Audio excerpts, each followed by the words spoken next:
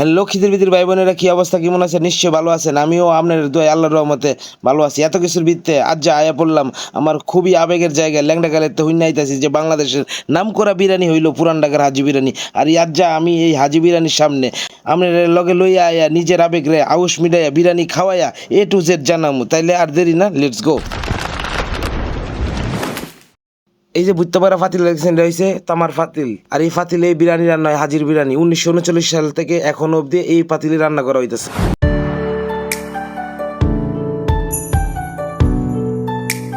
এই আধুনিক যুগে হেরা কাঁঠালের পাতার ঠোঙ্গার মধ্যে দিয়ে বিরিয়ানি সার্ভ করে। আর ভাই যেহেন কি পরিমাণ ভিড়। আমরা যেহেতু ইফতারির পরে গেছিলাম ভাই, ইফতারির আগে তো সিরিয়ালই পাইছি না, তারপরেও সিরিয়াল পাই না। তো শেষ পর্যন্ত যাই হোক যেমন ঠেলা মুল্লা গিয়া এটার ভিতরে ঢুকলাম। ঢোয়ার পরে একটু ফুটেজ টুটেজ নিলাম। আর এই যে এই বাইডারে দেখতেছেন পিছনের যে বাইডা কালা শার্ট পরে, এই বাইডা আমার চিনে, আমার চিনার পরে আমার একটু ব্যবস্থা করে দিছে। আজকে আমি অর্ডার করছিলাম 2টা মাটন বিরিয়ানি আর হচ্ছে বুরহানি। তো আজকে আমার সবার সঙ্গে ছিল আমার রিয়াদ মামা মেঘনা, যেখানে আপদ নাই সেখানে। তো কথা সত্য বিসমিল্লাহ বলে শুরু করে দিলাম। বাইরে ভাই মুয়ের মধ্যে যখন নিলাম রে ভাই মাংসটা, এই যে নলিটা দেখছেন কত সুন্দর। আহ, এত সুন্দর টেস্ট।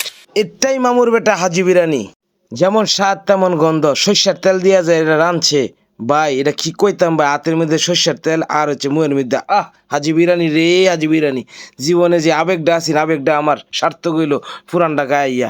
মাটন বিরিয়ানি যে এত স্বাদের হয় এটা আমার জানা ছিল না। এই কারণেই কই যে এত মানুষের বিরাই আনো কেরে, ঠেলা ঠেলি কেন, মানে রিলিফ দিলে যেমন মানুষ আয় এমন টিয়া দিয়া খাইবো এত মানুষ আয়। আসলে 1939 সালেতে যে ঐতিহ্য এরা ধরে রাখছে এটা ভাই অসাধারণ আর অনেক স্বাদের, অনেক ডিলিশিয়াস। যদি না খাইন তাহলে বুঝতেনই না। তো যাই হোক, আমার কাছে যে পরিমাণ গুস্ত পড়ছে মোটামুটি 10টার মতো পড়ছে, আর মোটামুটি 6-7টায় আপনি নলি পড়ছে। আর এত স্বাদ যা বলার মতো না ভাই।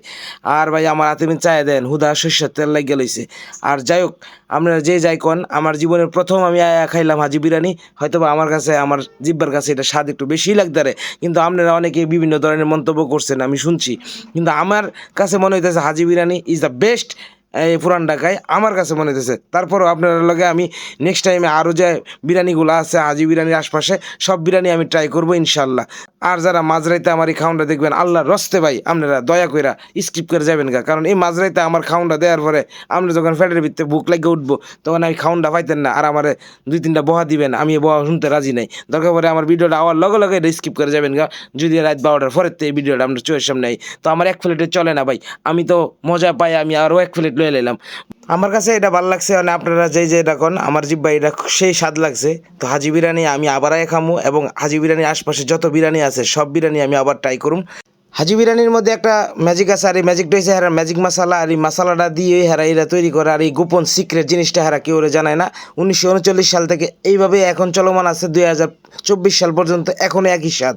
এটার মধ্যে কোনো পার্থক্য নাই। এবং আমি অনেকের জিজ্ঞেস করছিলাম যে ভাই আগে 5 বছর আগে খাইছিলেন এখন খাইছিলেন, এর মধ্যে পার্থক্য কী? সবাই বলছে ভাই এরা আমাদের বাপ দাদা 14 গোষ্ঠী যারা পূর্বপুরুষরা খায় আসছে, একই স্বাদ, এখনও একই স্বাদ, কোনো পার্থক্য নাই। পার্থক্য শুধু এখানে এই যে স্টাফ দেখতেছেন, এই স্টাফগুলা 3rd জেনারেশন।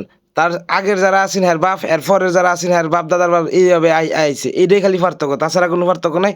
তো আমরা একটা বুড়ানি নিলাম, তো খাওয়া মোটামুটি আমার প্রায় শেষ। আমি মোটামুটি 2 প্লেট খাইয়ে লাইছি। আর আমার মনে হইতেছেন যে আরও খাইতাম, কিন্তু যেহেতু রোজার মাস বেশি লুড লইলে পরে আর পারতাম না, এই কারণে আর কি বেশি খাইছি না। তো এখন বুড়ানিটা খাইয়া সুন্দর করে এটা হজম করে সুন্দর করে টিপ টিপ টিপ টিপ করে যাবো গা। তো ভালো থাকবেন, আল্লাহ হাফেজ।